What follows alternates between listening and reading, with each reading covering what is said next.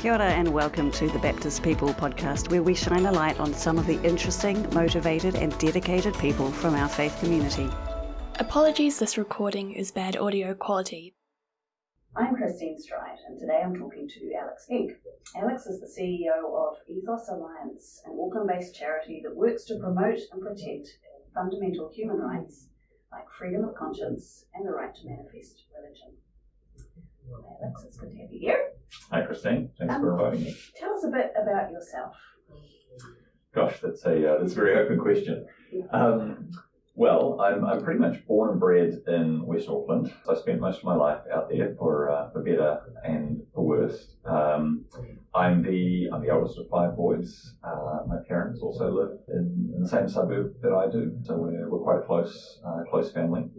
I am just about to celebrate 20 years of marriage to Angela, and we have 4 kids, and they keep us pretty busy and most of the time pretty happy. Yes, I know your children, some of them.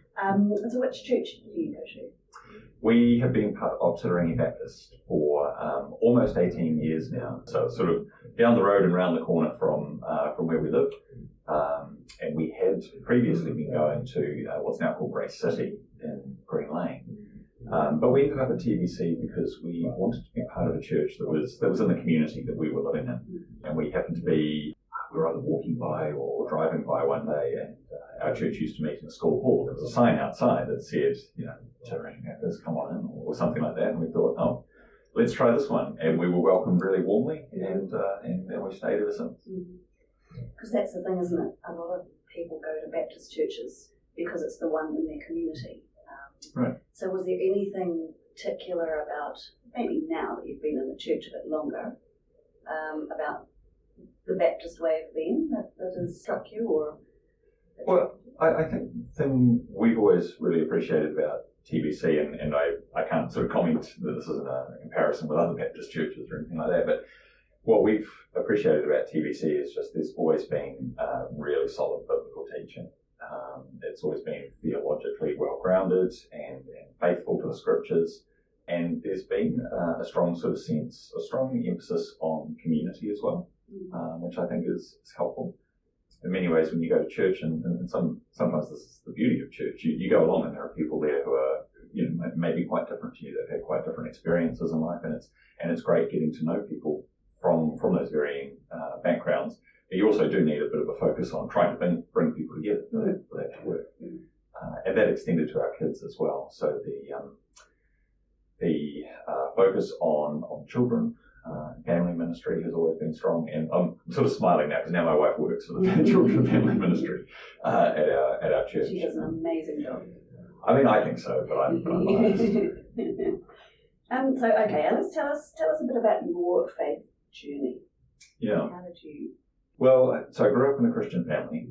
Dad's Catholic, Mum's Protestant. So I grew up in both traditions, right. Both sides of the Reformation, which has, I think, always led me to look for, across the different kind of denominations or faith traditions, what do we have in common, and what's actually core to following Jesus? And this is not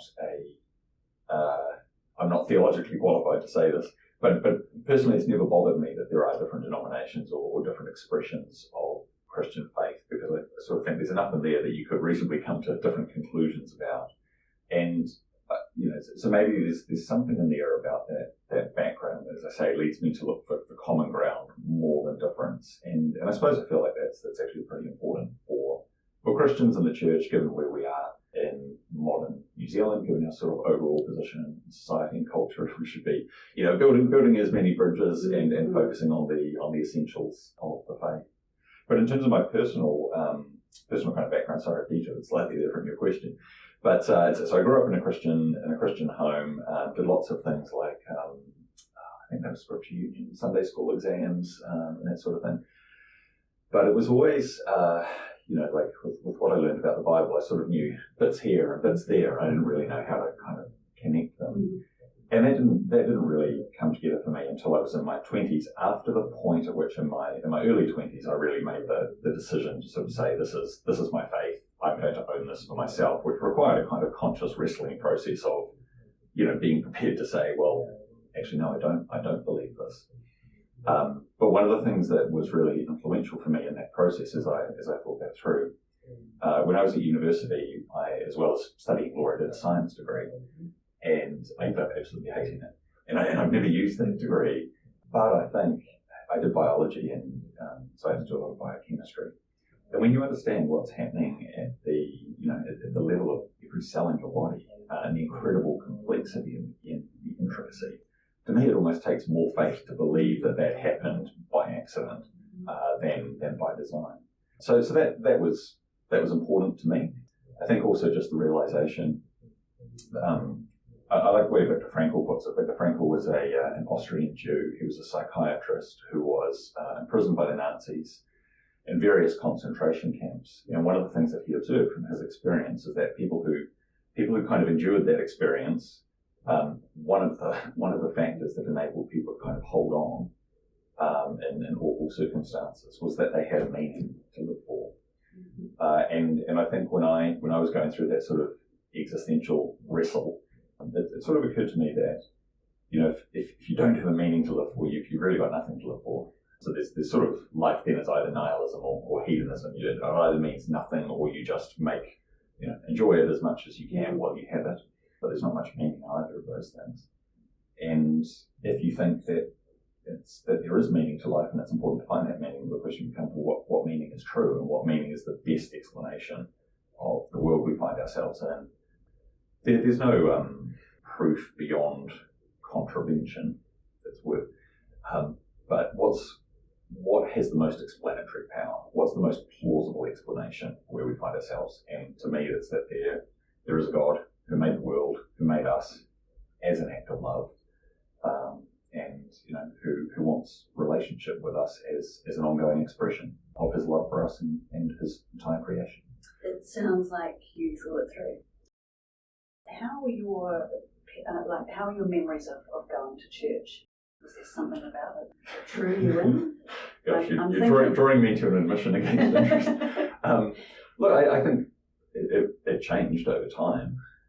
So we, as I said, Dad's Catholic, Mum's Protestant. So we grew up going predominantly to the local Methodist church, which had a very strong Samoan congregation, which we would have a combined Palangi Samoan service as the main service, and there would be a separate Samoan service after that.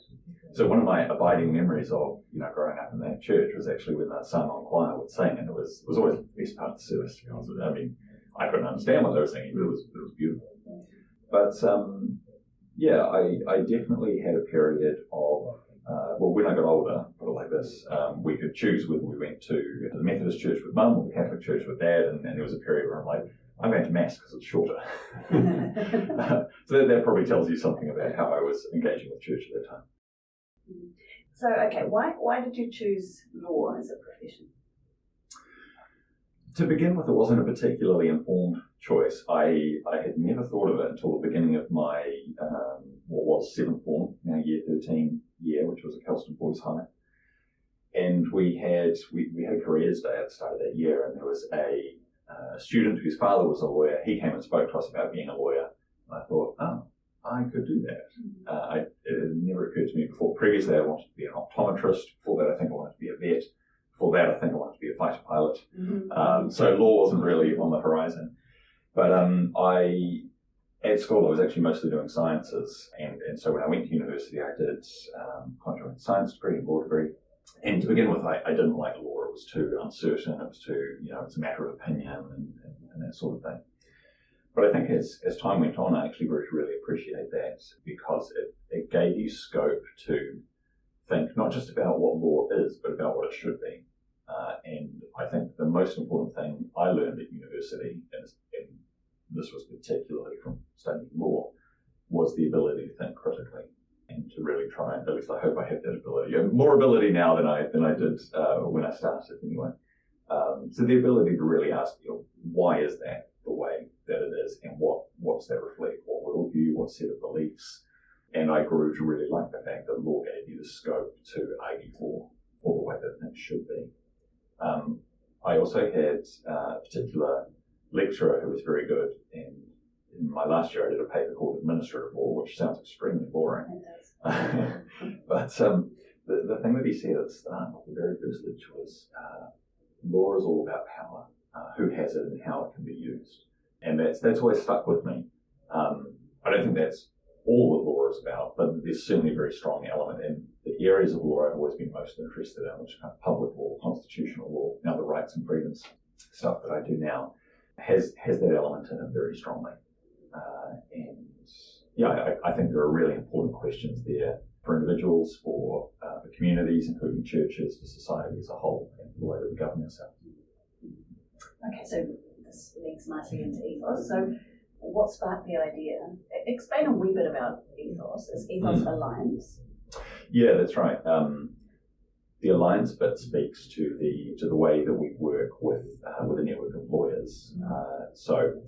If I go back to what is ethos, the shortest way of explaining it is that we're human rights advocates. We're focused on freedom of conscience and freedom of religion. So we promote those rights and freedoms.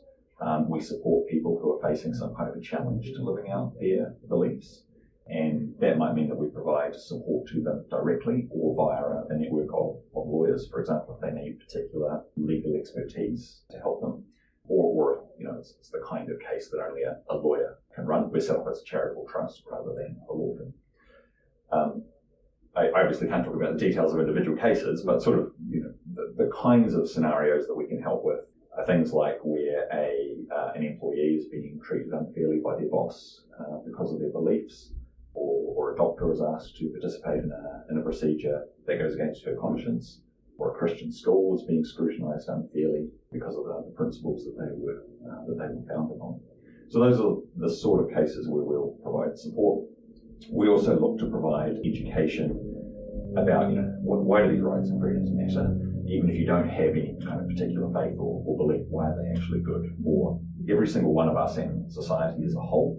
And lastly, we also look to provide vocational support for Christian lawyers and law students to help them understand how their faith and their professional life come together. Is there any training or anything from Christian lawyers? Is there any? I don't know. Is this you? Yeah. Well, I mean, it's a good question. In some ways, the stage we're at the moment is figuring out what is out there right now. What would Christian lawyers and law students like? And then, which part of that can we supply? Certainly my experience, my first job was as a lawyer, and I gave that up quite a long time ago now. But, my experience then was there's not much to help you through thinking about those kind of things. And so my impression is there's still a bit of a gap there. And, those questions about vocation are important for everybody.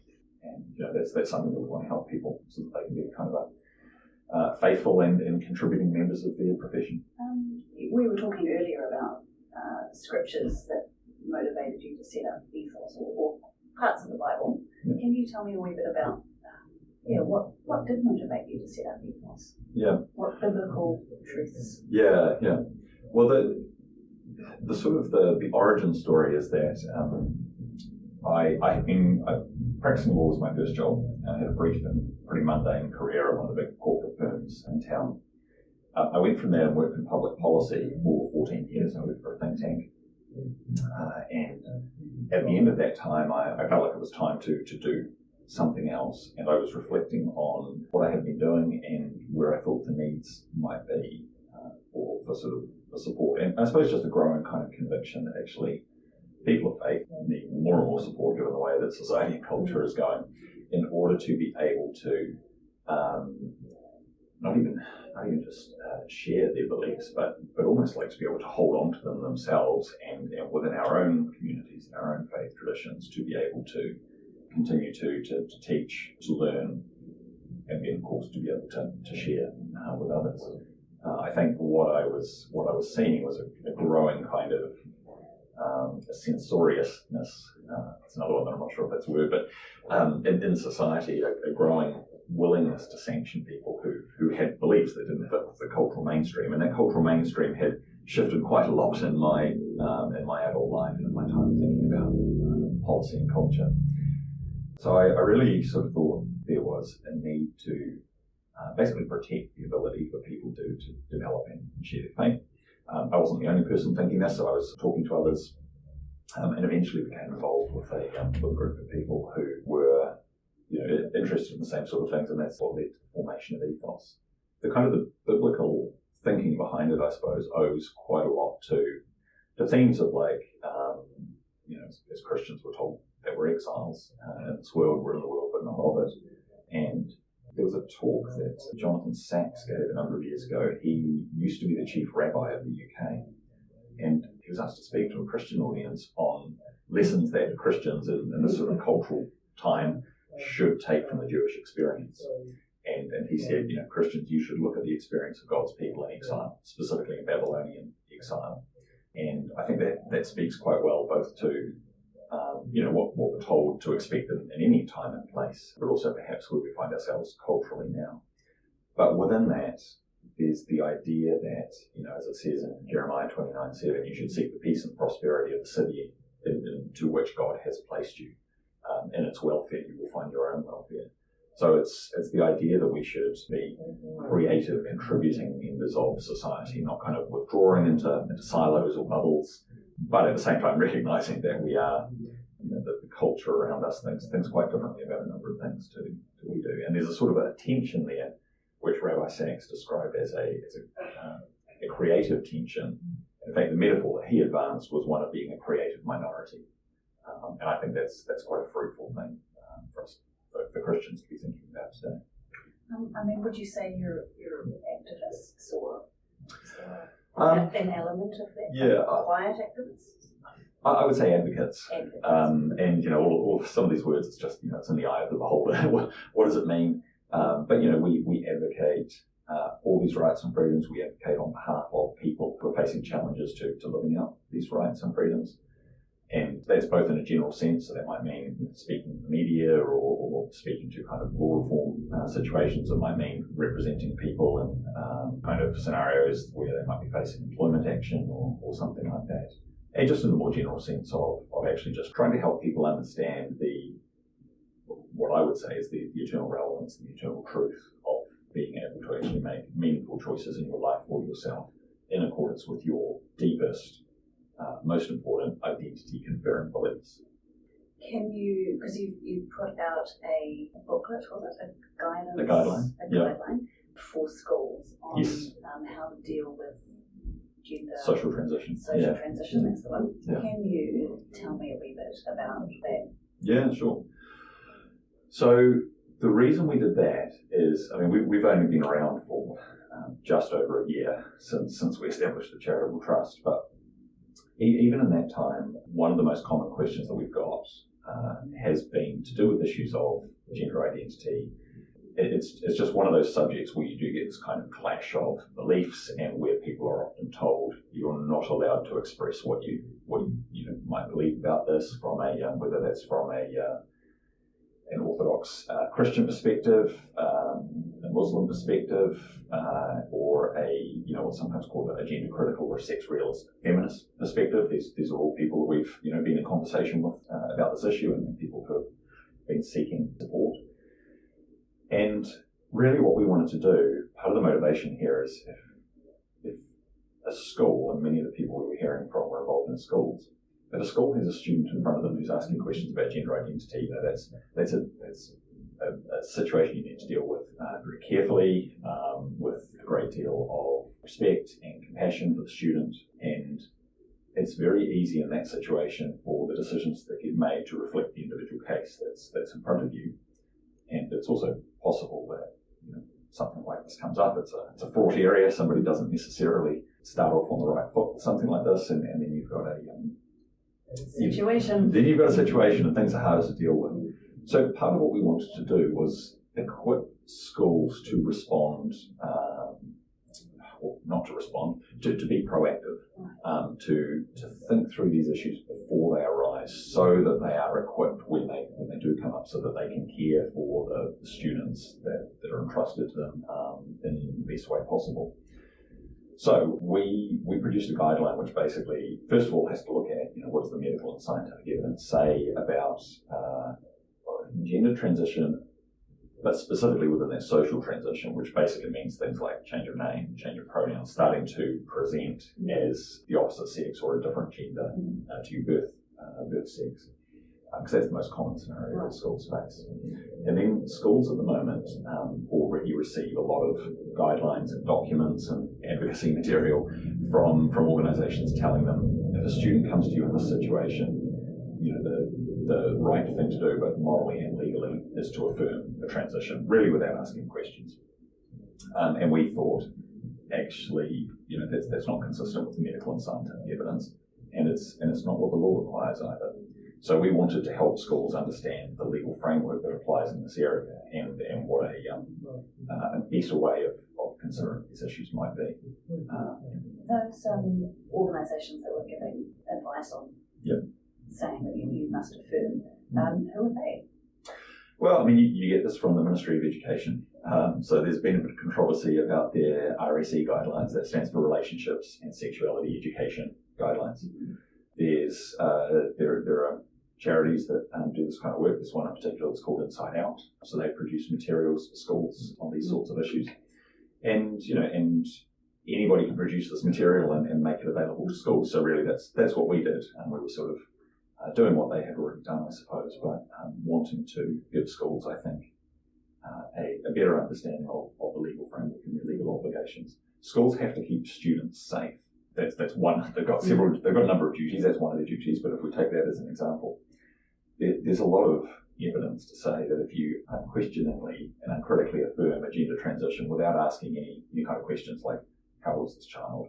Do they actually have some sort of medical diagnosis from a practitioner with relevant experience? Is there a risk of social contagion? Do they have other coexisting issues, which is often the case for children asking these kind of questions, coexisting issues that might need some support. If a school doesn't ask those kind of questions, they're not really discharging their duty to keep a student safe, both the student who's asking the question and the student population at large. So we really wanted to equip schools to understand that duty, and then we developed a policy document that schools can use to take what we think is a better approach to these kind of questions. Because and your actions are sort of based on what's happening overseas, aren't they? Finland. Yes. Sweden. Yeah, that's right. So several countries are moving away from the sort of what's called the affirmation paradigm, that's kind of the uncritical affirmation, and towards a more developmentally informed approach. And probably most recently, and the thing that's had the most attention in New Zealand, is the publication of the Cass Review, which was a report in the UK, I think from start to finish. It took something like 4 years to do, but an incredibly comprehensive look at this area and what it means for medicine. And the conclusions that we have reached are entirely consistent with that kind of approach. And I think that really does indicate where best practice should be. Yeah. And you had good feedback from parents, from schools about. Yeah. I mean, we've had schools that have been interested in picking up the policy and using it. We're very happy to talk to any other schools that are interested in doing that. And I hope that part of what it does is help people realise there's a broader range of options that are available to what's commonly presented to them, and I guess that is some of the feedback that we've had, that people recognise that there's a way in which they can kind of because we haven't done this only for faith-based schools. This is relevant to every type of school, and we were receiving questions from every type of school. So we've really tried to do this in a way that can help schools across the range. Okay. How does your legal background affect you? Like, what kind of person are you? I was going to do a podcast, not a counselling session. Sorry, and I'm just throwing this at you, Alex. Yeah. But yeah, I mean, are you as a dad, how are you with legal stuff? You don't have to answer this one, but I'm just interested. Yeah, well, I'll give it my best shot. I mean, I sort of want to say, as a dad, well, ask my kids, ask my wife, but I think it's easy if you've got a legal background to be legalistic about things. I hope one of the things that life has done to me as I've grown and matured, and continue, I hope, to do those things, is rubbing some of the edges off that, and seeing the complexity of life, and I think the experience of having kids definitely increases your compassion, partly because you sort of recognise the things you haven't got right yourself. Just a little anecdote on that. Our first couple of kids were girls, and we'd be at church and we'd see these little boys running around, and they would be, they'd be noisy and they'd be climbing on things and so on. And you think, oh gosh, why are those boys like that? Because girls are not like that. And then we had boys, and they're noisy and they're running around and they're climbing on things. You're like, oh, I see. And so you sort of realise that as a parent, you should be a bit less judgmental than you might have been previously. But I think one of the realizations that I've had is that idea of Jesus as the fulfillment of the law. So it's not that law is bad, even if legalism is. I think law is given to us for a good purpose, really, so that we can have the kind of life in abundance that Jesus talks about, and that the whole of the Bible is concerned with. And you take that on the one hand, and our inability to keep all the commands of the law, and then you look at Jesus as not in opposition to the law, but as the fulfillment of that law, as the fulfillment of God's covenant with His people, His redemption plan for the world.